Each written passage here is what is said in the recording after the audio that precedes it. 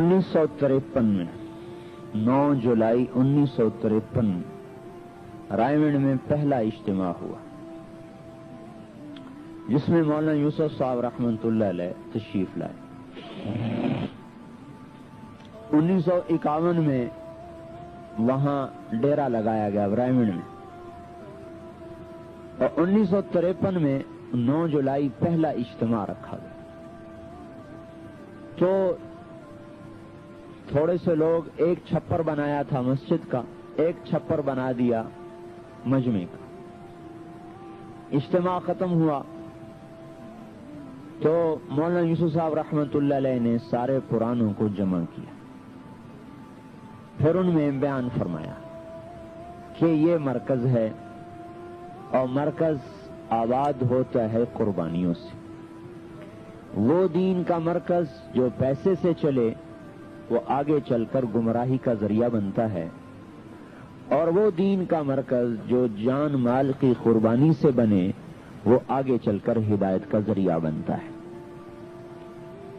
और इस मरकज को आबाद करना है, कौन है जो मेरे हाथ पर मौत की बैत करता है? न ये 4 महीने का काम है न चिल्ले का। भाई 4 महीने चिल्ले का क्या मतलब है? कारोबार मेरा काम कोई और है, उसमें से थोड़ा सा खैरात आपको भी दे देता हूं।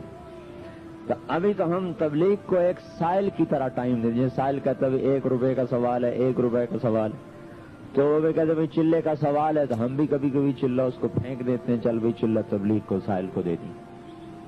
तो मौलवी साहब रहमतुल्लाह अलैह ने फरमाया कि ना 4 महीने न चिल्ला, ये पूरी उम्मत की जिंदगी का काम है और उम्मत को इस पे लाना है।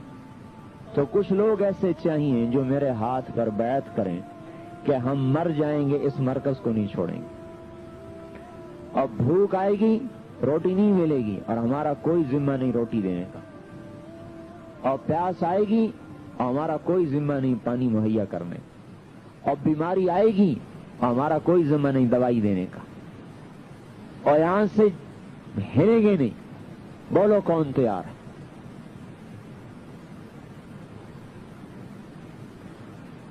इतनी बड़ी तश्कील। तो 18 आदमियों ने नाम दिए। तो जब आदमी खड़ा होता था, सबसे पहले अब्दुल वहाब साहब खड़े हुए। जब आदमी खड़ा होता था तो उसको सामने बुलाते कि देखो भूख आएगी बर्दाश्त करनी होगी, प्यास आएगी सहनी पड़ेगी, बीमारी आएगी दवाई कोई नहीं होगी, और यहां से भागना नहीं होगा, चाहे मौत आ जाए यहीं पड़ना होगा। तैयार हो? कहता जी तैयार हूं। उसे मजमे से बाहर निकाल लेते। मुश्ताक साहब एक हमारे बुजुर्ग हैं, वो फरमाने लगे मैं भी उस बयान में था। तो मियां जी मेहराब मुझे तरगीब देने लगे कि तू भी नाम लिखा। तो मौलाना साहब रहमतुल्लाह अलैह ने डांट दिया कि कोई किसी को तरगीब न दे, जिसने खड़ा होना है खुद अपने इरादे से खड़ा हो। कल को यहां भूख आएगी और बीमारी आएगी, फिर ये तुम्हें कोसेगा कि मुझे फंसा दिया। जिसने खड़ा होना है अपनी हिम्मत और फैसले पर खड़ा। तो उन 18 आदमियों से बैत ली कि यहां से नहीं हिलना चाहे मौत आ जाए। तो उन सब ने यह फैसला किया कि यहां से नहीं हिलेंगे चाहे मौत आ जाए।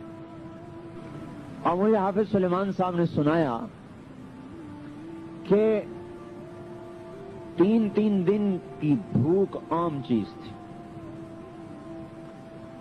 और बाज़ औक़ात ऐसा होता था कि सख्त भूख लगी हुई और अल्लाह ने रोटी भेज दी और हम खुश हो गए, अल्लाह तेरा शुक्र है खाना आ गया। ऊपर से कोई मेहमान आ गए तो मियां जी अब्दुल्ला रहमतुल्लाह अलैह मौलाना लियाज़ साहब के खादिम थे, हमारे सामने से रोटी उठा लेते थे और उस मेहमानों को खिला देते और हम फिर भूखे के भूखे रह जाते। चौथाई रोटी मिलती थी, मक्की की, जौ की, आटे की रोटी तो कभी कभार आती थी, सालन देखने को नहीं मिलता था। اور مرچوں کے ساتھ نمک اور مرچ پانی میں گھول کے اس کی روٹی کھا لیتے تھے. اور دور دور تک کوئی نہ آنے والا، نہ کوئی جانے والا، نہ کوئی پوچھنے والا. اور لکڑیاں کاٹ کے لاتے تھے تو ان میں سانپ پھنسے ہوتے تھے. جو سر کے اوپر سانپ رکھے ہوئے لکڑیاں لا کے اس میں ڈالتے تھے تو نیچے پھینکتے تو سانپ نکلتے. کہ ایک دن 18 دن گزر گئے، سالن کھانے کو نہ ملا. اور میرا بڑا دل ہو کہ یا اللہ کہیں سے کوئی سالن مل جاتا. 18 دن گزر گئے، سالن نہیں ملا. آپ کے دسترخوان پر تو 18 قسم کے کھانے رکھے ہوتے ہیں، اور وہاں 18 دن گزر گئے، سالن نہیں ملا. تو کہنے لگے 18ویں دن میں بیٹھا تھا تو کسی نے کہا کہ بچی تمہاری مرنے کے قریب ہے، اس کو آ کے دیکھ لو. کہ میں جب گیا تو گھر گیا تھے وہیں چھوٹی چھوٹی جھونپڑیاں بنا دی تھی. جب میں گیا تو بچی مرنے کے قریب. ایک کوئی ہماری رشتہ دار دور سے آئی بچی کا حال پوچھنے، تو وہ کدو کا سالن پکا کے لائی اور روٹی. انہوں نے کہا جب میری نگاہ سالن پر پڑی تو میں بچی کی موت بھول گیا اور میں کھانے پہ بیٹھ گیا. کہا وہ عورت کہنے لگی کیسا ظالم باپ ہے کہ بچی مر رہی اور اس کو روٹی کی پڑی ہے، اور اس بیچاری کو کیا پتا تھا کہ آج 18واں دن گزر چکا ہے اور مجھے کھانے کو نہیں ملا سالن. اور اوپر سے میاں جی عبداللہ رحمت اللہ علیہ فرماتے لوٹ لو بھوک کے مزے لوٹ لو، پھر اس مرکز میں کبھی فاقہ نہیں آئے گا. ہاں یہی دعوت کا مزاج ہے کہ یہ دنیا کو مسخر کر دیتی ہے.